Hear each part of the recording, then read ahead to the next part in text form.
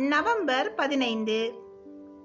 அவருக்குள் நிலைத்திருக்கிறேன் என்று சொல்லுகிறவன் அவர் நடந்தபடியே தானும் நடக்க வேண்டும். 1 யோவான் 2வது அதிகாரம் 6வது வசனம். கிறிஸ்துவுக்குள் ஒருவன் நிலைத்திருக்க விரும்பினால் அவர் வழியிலே அவரைப் போல நடக்க வேண்டும். தீமையை விலக்கி நன்மையானதை செய்ய வேண்டும். முடிந்தவரை கிறிஸ்துவின் அடிச்சுவடுகளை பின்பற்றி நடக்க வேண்டும். பூரணமற்றவனாக ஒரு மனிதன் அவருடன் நடக்க முடியாது. இயேசு மாம்சத்திலிருந்து பூரண மனிதனாக ஜீவித்தார். பரிசுத்தம் உள்ளவராக தம் பிதாவின் சித்தத்தை நிறைவேற்ற தம்மை முற்றிலும் மரண பரியந்தம் ஒப்பு கொடுத்தார். அவரை பின்பற்றும் ஒவ்வொருவரும் அவர் நடந்த வழியிலே நடந்து அவர் சென்ற திசையை நோக்கி அவர் நமக்கு ஆயத்தம் பண்ணின இடத்திற்கு மரண பரியந்தம் நடக்க தன்னை ஒப்பு கொடுக்க வேண்டும். ரீப்ரிண்ட் 3237. வணக்கம். இன்னைக்கு நாம பார்க்க போறது டெய்லி ஹெவன்லி மேனா புத்தகத்திலிருந்து ஒரு சின்ன பகுதி. ஆமா, இது நவம்பர் 15ஆம் தேதிக்கானது. ஆனா இது பார்க்க சின்னதா இருந்தாலும் இதுக்குள்ள ஒரு பெரிய ஆழம் இருக்குன்னு தோணுது. கண்டிப்பா. இதோட மைய கருத்தே 1 யோவான் 2:6 வசனம் தான். அதுல என்ன சொல்லுதுன்னா, அவரில் நிலைத்திருக்கிறேன் என்று சொல்கிறவன் அவர் நடந்தபடியே தானும் நடக்க வேண்டும்.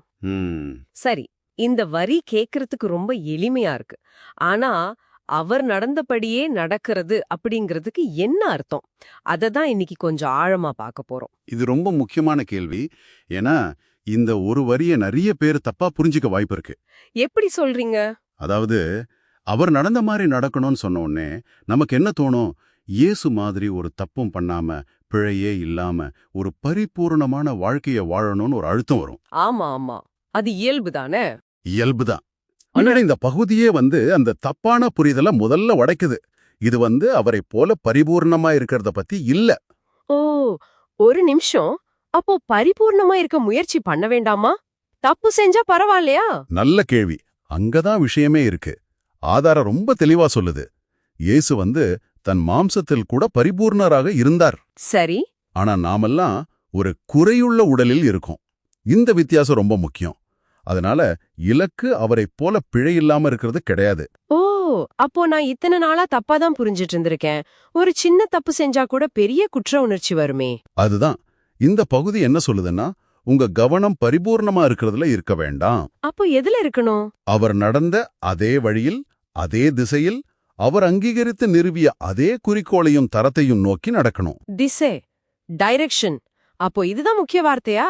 மிகச்சரியா. இது அடையவே முடியாத ஒரு இலக்கிலிருந்து நம்மளால நிர்வகிக்கக்கூடிய ஒரு செயல்முறைக்கு கவனத்தை மாத்துது. புரியுது. அதாவது அழுத்தம் முடிவில் இல்ல, பயணத்துல இருக்கு. ஆமா, சொல்லப்போனா இது ஒரு ஜிபிஎஸ் மாதிரி. நீங்க யோசிச்சு பாருங்க, நீங்க தப்பான வழியில போயிட்டா ஜிபிஎஸ் என்ன சொல்லும்? ரீகால்குலேட்டிங்னு சொல்லிட்டு புது வழியை காட்டும். அதேதான். நீங்க தோத்துட்டீங்கன்னு சொல்லாது. நீங்க இருக்கிற இடத்துல இருந்து சரியான திசைக்கு எப்படி போறதுன்னு தான் காட்டும். நம்மளோட இந்த ஆன்மீக பயணமும் அப்படிதான். வாவ், இந்த உதாரணம் ரொம்ப நல்லா புரிய வைக்குது. அப்போ நம்மளோட அன்றாட வாழ்க்கையில நம்ம ஒரு தப்பு செஞ்சுட்டா துவண்டு போகாம உடனே சரியான திசைக்கு திரும்ப முயற்சி பண்ணணும். சரி, அப்போ நான் செய்யற தவறுகளை பத்தி நான் கவலைப்படவே தேவையில்லையா? திசை மட்டும் சரியா இருந்தா போதுமா? அங்கதான் இன்னொரு முக்கியமான விஷயம் வருது. திசை மட்டும் முக்கியமில்ல, அந்த பயணத்துக்கான ஒரு தரம் இருக்கு. தரம், ஸ்டாண்டர்ட்.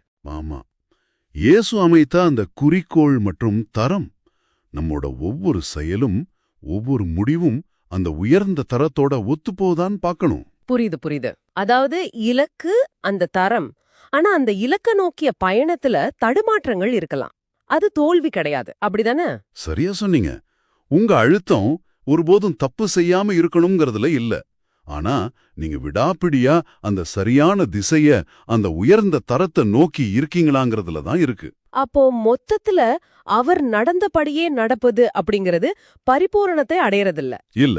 ஆனா ஒரு திசையையும் ஒரு தரத்தையும் பகிர்ந்துக்கிறது. இது நிஜமாவே ஒரு பெரிய மனபாரத்தை குறைக்குது. ஆமா, இது உங்களை சிந்திக்க வைக்க ஒரு முக்கியமான கேள்வியையும் விட்டுட்டு போகுது. என்னது? இந்த பகுதி சேரும் இடத்தை விட திசையை தான் ரொம்ப வலியுறுத்துது இல்லையா? ஆமா. அப்போ நீங்க உங்களோட ஆன்மீக பயணத்தை எப்படி அளவிடுவீங்க? நீங்க எவ்வளவு தூரம் வந்திருக்கீங்கன்னு பார்த்தா, இல்ல பலமுறை தடுமாறினாலும் எவ்ளோ விடாப்பிடியா சரியான திசையை நோக்கியே இருக்கீங்கன்னு பார்த்தா